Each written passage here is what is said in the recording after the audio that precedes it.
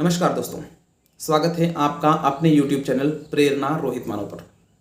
आज हम एक ऐसा ज्वलंत मुद्दा लेकर के आए हैं जो आज के समय में बिल्कुल प्रासंगिक है, क्योंकि हम सभी, हमारा देश जो दुनिया का सबसे बड़ा लोकतंत्र है, इस समय चुनावों से गुजर रहा है।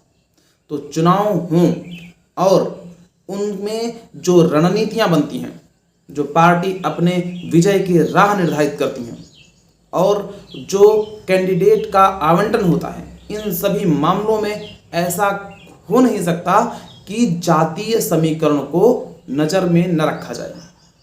जहां एक ओर ये बहुत शोर मचता है कि ये जातिवाद बढ़ रहा है, जातिवाद फैल रहा है, जातिवाद क्यों है इतना, इस पर इतनी ज़्यादा बात क्यों होती है, वहीं चुनावों के समय में हमें शर्म नहीं आती इस जातिवाद पर बात करने पर, जातीय समीकरणों को देखने पर। पार्टियां बात कर रही हैं, कैंडिडेट बात कर रहे हैं, चैनल बात कर रहे हैं, बड़े बड़े मंच इस पर बात कर रहे हैं। जातीय समीकरण, जातीयता पर खुलेआम बात हो रही है, निर्लज्ज होकर के बात हो रही है। तो मेरे पास कुछ प्रश्न हैं आपसे, आपके लिए, जिनके जवाब आप खुद को दीजिए। बहुत साधारण से प्रश्न हैं, जिन प्रश्नों को आपने इससे पहले भी कई बार सुना होगा। प्रश्न ये है कि क्या आप शिक्षक जाति देख करके देते हैं? क्या आप शिक्षक जाति देख करके चयन करते हैं? क्या आप डॉक्टर को जाति के आधार पर चयन करते हैं? क्या आप गुरु जाति के आधार पर चयन करते हैं? क्या आप बस में जाते हैं, ट्रेन में सफ़र करते हैं, हवाई जहाज़ में सफ़र करते हैं, तो उसका जो ड्राइवर होता है, जो पायलट होता है, वो आप जाति देख के बाद बैठते हैं? और अगर ऐसा नहीं है और अन्य बहुत महत्वपूर्ण जगहों पर जब आप जाति देख करके काम नहीं करते हैं, तो नेता का चयन करते समय जातीय समीकरण पर बात क्यों? कुछ और प्रश्न है इस फहरिस्त में। क्या भारत माँ की सुरक्षा किसी जाति विशेष का उत्तरदायित्व है या होना चाहिए? बताइए, जवाब दीजिए, कमेंट करिए। क्या ये किसी जाति विशेष का उत्तरदायित्व है? तो वोट जाति के आधार पर क्यों? नेता जाति के आधार पर क्यों इन नेताओं को ये भरोसा होता है? क्यों इनको इतना विश्वास होता है, इतना दृढ़ विश्वास होता है, गहरा विश्वास होता है कि हमारे जाति के लोग हमको ही वोट देंगे, भले उनकी छवि कैसी हो, भले उनका व्यवहार कैसा हो? एक प्रश्न का जवाब दीजिए आप भाई साहब, बहन जी, कि अगर आपका और आपके ही जाति के किसी नेता का किसी हित में, किसी संपत्ति में, किसी विवाद में, किसी अन्य मामले में टकराव हो जाए, लड़ाई हो जाए, तो क्या वो नेता अपने हितों को, अपने स्वार्थ को, अपने सुख को, अपने सुविधा को, अपने आनंद को पीछे रख करके आपका साथ देगा?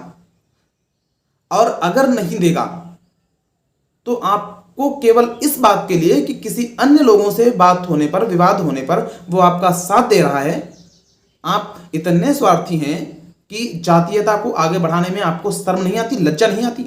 अगर आपका नेता अपने और आपके बीच के विवाद में आपका साथ नहीं देता है और अपना साथ देता है, वो अपने हित को पहले रखता है, इसके बावजूद भी आप जातिवाद के नाम पर खड़े हुए हैं, तो यकीन मानिए आप देश को, समाज को जातिवाद के नाम पर बांटने का काम कर रहे हैं। आप इस चीज में उन निकृष्ट नेताओं का साथ दे रहे हैं और इसलिए ही आप भी उतने ही निकृष्ट, स्वार्थवादी, सुखवादी मनुष्य माने जाएंगे और ये देश आपको कभी माफ नहीं करेगा, क्योंकि आप जाति के आधार पर इस देश को, इस समाज को बांटने और तोड़ने का काम कर रहे हैं, उसमें सहायक हो रहे हैं। इतिहास आपको कभी माफ नहीं करने वाला है। वो आपका नाम देश के और समाज के गद्दारों में उसी प्रकार लिखने वाला है जैसे कि बाकी किसी और प्रकार के गद्दारों और देशद्रोहियों का नाम लिखा जाता है। तो आइए, थोड़ी हिम्मत दिखाइए भाई, थोड़ा सा साहस कीजिए, अपने अंदर की शक्ति को थोड़ा सा जगाइए और इस निकृष्ट सिस्टम को तोड़ने का एक छोटा कदम उठाइए। आप याद रखिए, ये समाज, ये देश और आप अगर कमजोर पड़े तो बख्शे नहीं जाओगे। आपके शत्रु, आपके पड़ोसी मुल्क आज भी वैसे ही आप पर घात लगाए हुए बैठे हुए हैं। तो इन निकृष्टताओं से, इन रूढ़ियों से बाहर निकलकर एक नवीन, एक स्वस्थ देश, समाज का निर्माण कीजिए, सहायक बनिए उसमें अवरोधक, बाधा, मार्ग में जो पड़ने वाली विषमताएं हैं वो मत बनिए। हमारे इन गलत निर्णयों से, इन स्वार्थी निर्णयों से, इन स्वार्थी कार्यों से देश में, समाज में वैसे भी बहुत सारी समस्याएं, बहुत सारी विषमताएं पहले से ही मौजूद हैं। ये जो समस्याएं हैं मैं आपको आराम से बता सकता हूं।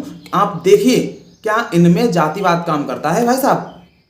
क्या इन सबको समाज में लाने के लिए ये जो हमारे कार्य हैं, ये जातिवाद है जो राजनीति में इतना ज़्यादा हावी है, क्या ये उत्तरदायी नहीं है? ये रिश्वतखोरी, ये कामचोरी, परिवारवाद, भ्रष्टाचार, ये सब कहाँ से आ रहा है? क्या इसके लिए ये सारी चीज़ें उत्तरदायी नहीं हैं?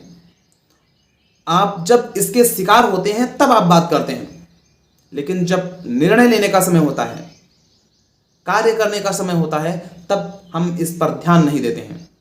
और वही हमारी त्रुटि है, वही हमको नहीं करना है, वही हमको सुधारना है।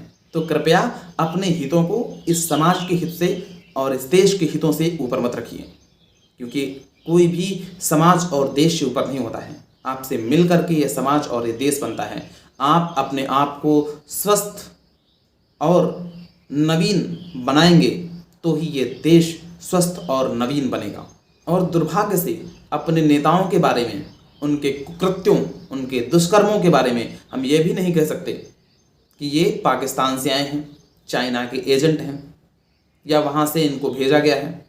भाई साहब, ये हमारे आपके बीच में जन्मे लोग ही हैं जो इस देश को खोखला कर रहे हैं, और हम आप उनको अपने निजी क्षुद्र सुखों के लिए, छोटे छोटे हितों के लिए इनको जो सपोर्ट करते हैं, वो ही उनको शक्ति देता है और इस देश को, इस समाज को खोखला करने में उनको बहुत ज़्यादा सहयोग पहुंचाता है, बहुत ज़्यादा सहयोग पहुंचाता है भाई। तो इससे बचने की बहुत ज़्यादा आवश्यकता है। इस पर विचार करने की आवश्यकता है कि ये बाहर से नहीं आए हैं, ये हम लोगों के बीच के लोग हैं। ये ऐसे लोग हाल ही में जो चर्चाओं में चल रहे हैं, पार्टियों के ऐसे लोग जो महिलाओं के दुष्कर्म के दोषी हैं, एक लंबी सीरीज है जिन पर भ्रष्टाचार के इतने अधिक मामले हैं और उसके बावजूद भी वो विजयी हो रहे हैं। तो क्या ये बिल्कुल भैया सोचने वाली बात नहीं है? क्या इस पर जरा सा भी विचार नहीं किया जाना चाहिए? और अगर आप विचार नहीं करेंगे, हम विचार नहीं करेंगे, तो कौन विचार करेगा? आप ये मत सोचिए कि एक छोटा कदम है, हम क्या कर लेंगे, कैसे कर लेंगे, हमारे सोचने मात्र से क्या होता है। भाई, किसी भी बड़े काम की जो शुरुआत है वो बहुत छोटे से होती है। एक व्यक्ति जागेगा, फिर एक व्यक्ति जागेगा, फिर एक और व्यक्ति जागेगा, फिर वो किसी और को जगाएंगे, किसी और को जगाएंगे, और उसके साथ में वो सब मिलकर के किसी और को जगाएंगे। तो इस तरीके से ये समाज जाग सकता है, ये देश जाग सकता है। इनको इनकी औकात याद दिलाइए भाई, कि आपको समझ में आती हैं ये चीजें, आप मूर्ख नहीं हैं। हम ऐसा नहीं है कि इस पे बात नहीं करते हैं, देखते नहीं हैं, बोलते नहीं हैं तो हमको समझ में नहीं आ रहा है कि आप क्या कर रहे हैं। आप वोट लेते समय ये जो जातीय समीकरणों को याद रख रहे हैं, उनको ध्यान में रख रहे हैं, ये हमको समझ में नहीं आ रहा है, ऐसा मत सोचिए। ये याद दिलाइए इन नेताओं को, ये याद दिलाने की आवश्यकता है। और आप अपने आप को अकेला और छोटा बिल्कुल भी मत समझें, क्योंकि आप ही ये देश हैं, ये समाज हैं। निसंदेह ये एक छोटी शुरुआत हो सकती है, पर सदैव याद रखिए कि हर बड़े काम की शुरुआत छोटी होती है। एक विशाल बरगद का जो बीज होता है वो सरसों के दाने के जैसा होता है। बिल्कुल भी इसमें हीनता को अपने मन में लाने का या उसको विचार में लाने का कोई आवश्यकता, बिल्कुल भी आवश्यकता नहीं है। आप साहस कीजिए, हम साहस करें मिल करके, और इस समीकरण को इस अवधारणा को बदलने का एक बहुत मजबूत कोशिश करें, साथ में खड़े होकर के।